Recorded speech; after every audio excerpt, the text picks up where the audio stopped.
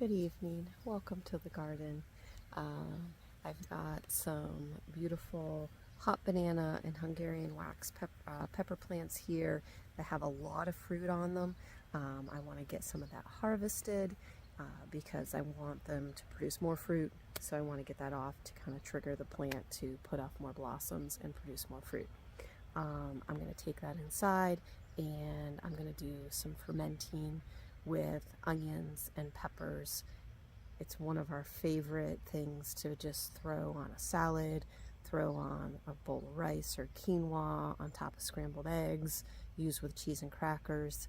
It's just absolutely delicious. This is one of those. I planted Hungarian wax and hot banana or sweet banana. I can't remember which one was the hot, but one of them's hot and one of them's supposed to be sweet.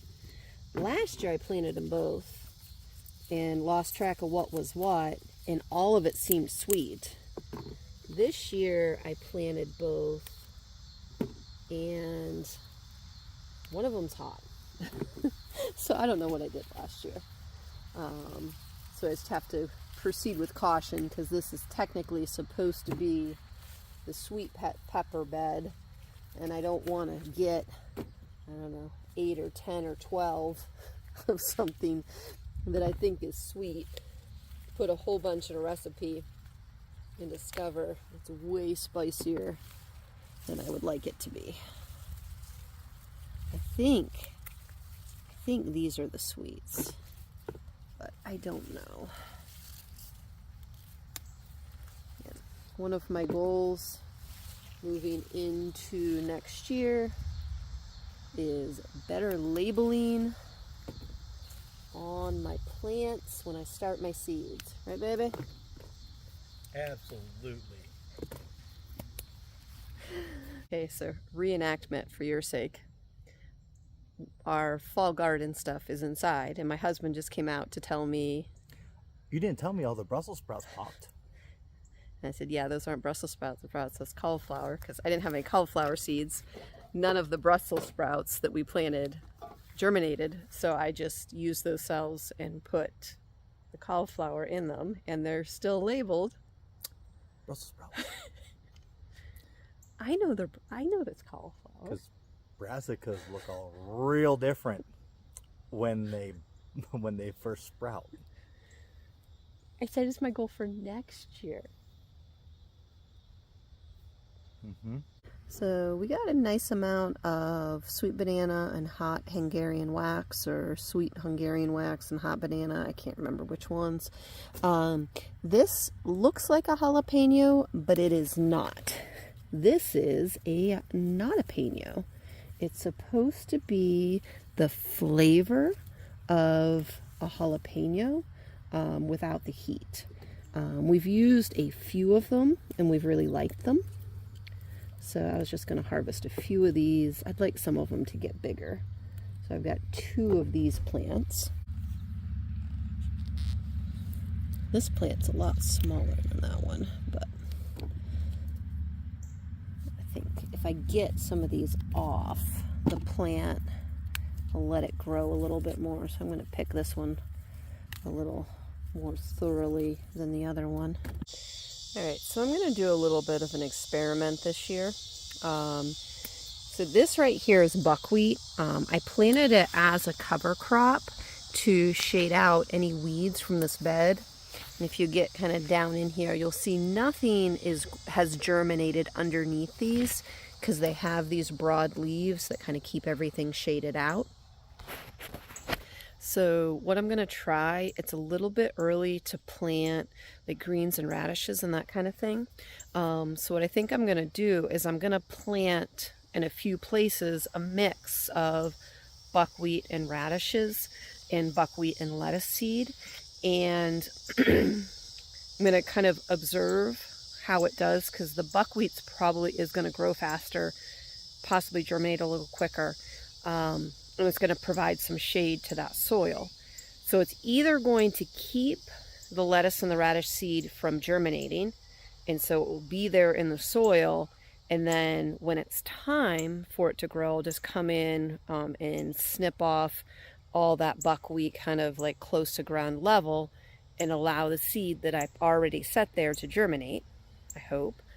Or if it does germinate, the buckwheat will provide some shade to the soil and keep it cooler so that it's not necessarily too early to plant it.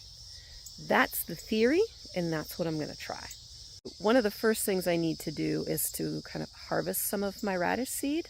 Right here, these seed pods are radish seed pods. Now I'm going to let them continue to develop, but what I have right here in my Super Bowl cup is some radish seeds from last year. So I'm going to get the seeds out so that I can plant those and see how this experiment's going to work. Now, these are multiple different kinds of radishes. I don't know which is which. I had a bunch of different kinds planted and then just harvested them. You can see the seeds in there.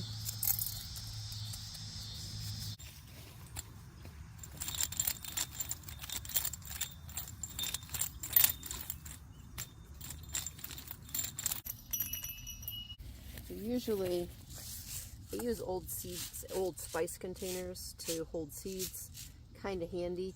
Usually I just open it up, shake it on the soil. Don't be too concerned if it's a little too thick. Here I'm going to try to be a little more intentional because I don't want it to completely shade out what I'm planting. I just want it to provide some shade and some cover. So let's see here.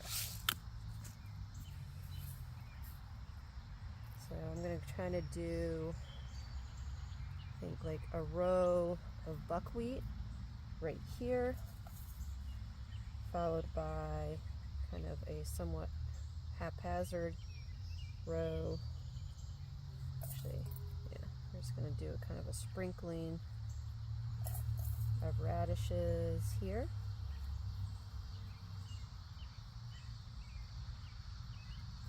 A little too thick, but got other things I need to do tonight. Okay, gonna do, again, kind of just a somewhat haphazard row of buckwheat. A little sprinkle of radish seeds here. I'm going to plant some buckwheat and lettuce seed on the side, kind of opposite where I just did the radishes and buckwheat. This right here is a kale plant that's overwintered from last year. I let it blossom. Look at the base of this thing. It's just an absolute monster. But it's kind of covered in, I think, flea beetles or something that's kind of consuming the plant. So I'm going to just come in here. I'm going to nip this off. Let's take it up to the chickens. Let them eat that. All right, let's go see the chickens. Chickens don't mind at all taking care of those bugs for us.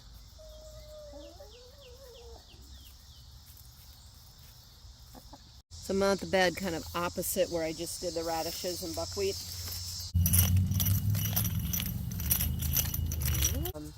This is just a variety of lettuce seeds. There's some pieces from like the pods and stuff in there as well, but we're just gonna sprinkle this on.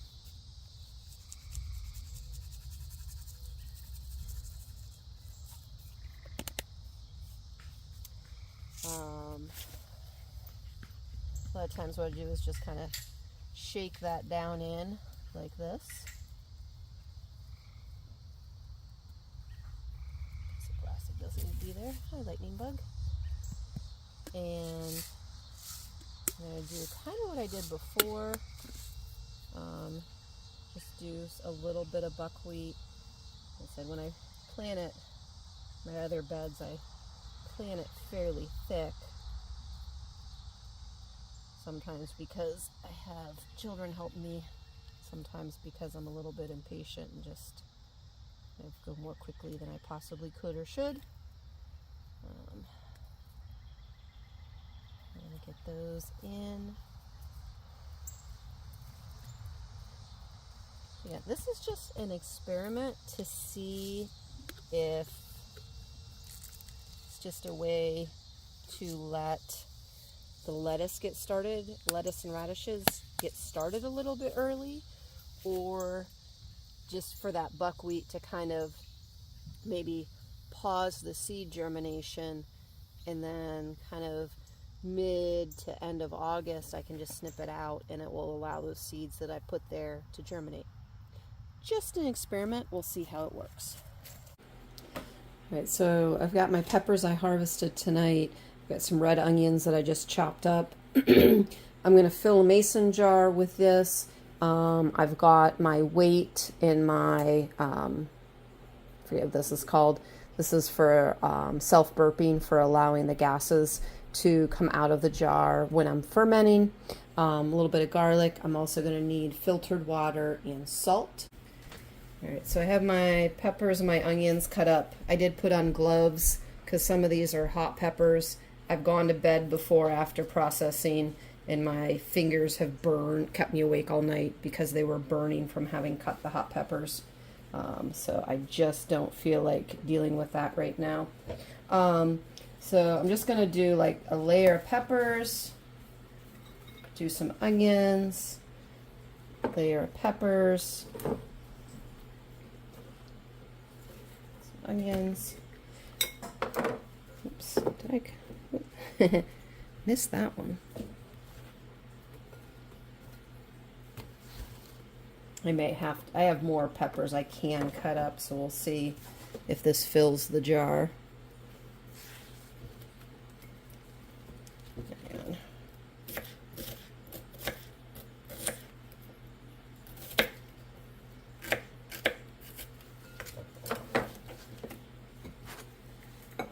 this might do it. Let's see here.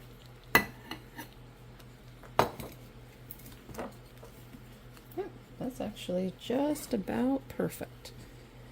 Press that down a little bit. All right, so I added a couple cloves of garlic to the top. Now I just have some filtered water. You want dechlorinated water. And I'm going to pour that in till it covers the vegetable. And I'm doing this just to get a gauge for how much water I need to cover that amount. I'll shake it a little bit, let the air bubbles come up. Now I'm going to take a tablespoon of Redmond salt, put in this jar here. I'm going to pour the water back in here. I'm going to do this just to shake up the jar and dissolve the salt.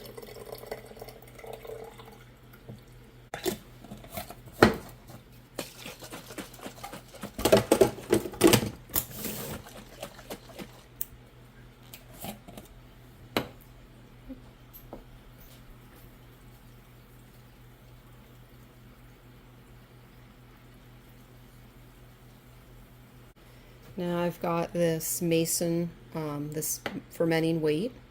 I'm going to place that on that. Let's actually do this. So it's going to overflow just slightly. This is a self-burping lid.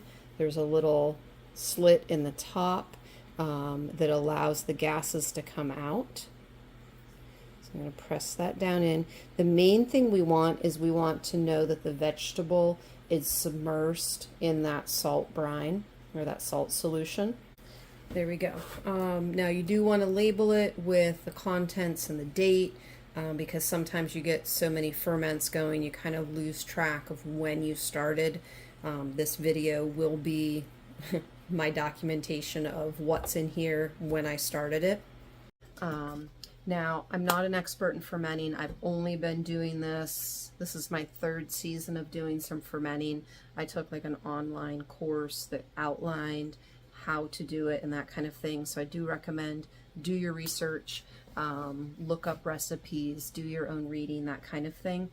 But in my head, when people would talk about fermented vegetables, I pictured mushy and slimy, and what was in my head is not at all what it is.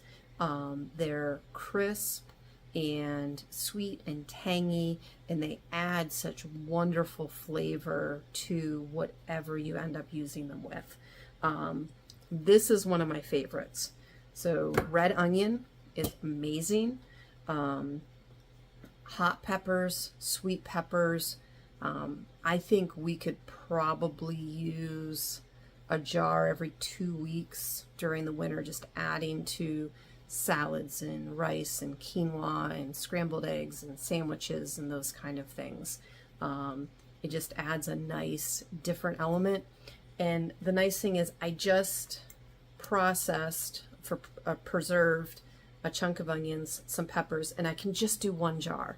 I don't have to set up a big operation to freeze. I don't have to set up the water bath canner or pressure canner. I can just do this, and I'm going to let this sit on the counter for about 4 days, and then I'll start tasting it. Once I like the flavor, it does need to go in the fridge. So that is a slight downfall of doing ferments. They do take up refrigerator space. We have a refrigerator in our basement where these are going to be stored once we've decided they hit the right point. So I recommend, if you haven't done a little research and tried it out, think about fermenting. It's a nice way to process small chunks of things coming out of the garden. It doesn't require a ton of setup. It doesn't require a ton of equipment. You don't even have to have like the weight and this like self-burping nipple. There are other there are other ways. The course that I took, they demonstrated just taking like a plastic bag, like a Ziploc, and putting water in it and using that as the weight, and then just using a coffee filter in the ring for the mason jar. So there's other ways to do it. I have, excuse me, I have 4 wide mouth weights, and I have 4 narrow mouth weights and the nipples. So that's not a ton of equipment, and I really do like it. All right. I will let you know how this turns out in a later video. Thank you so much for watching.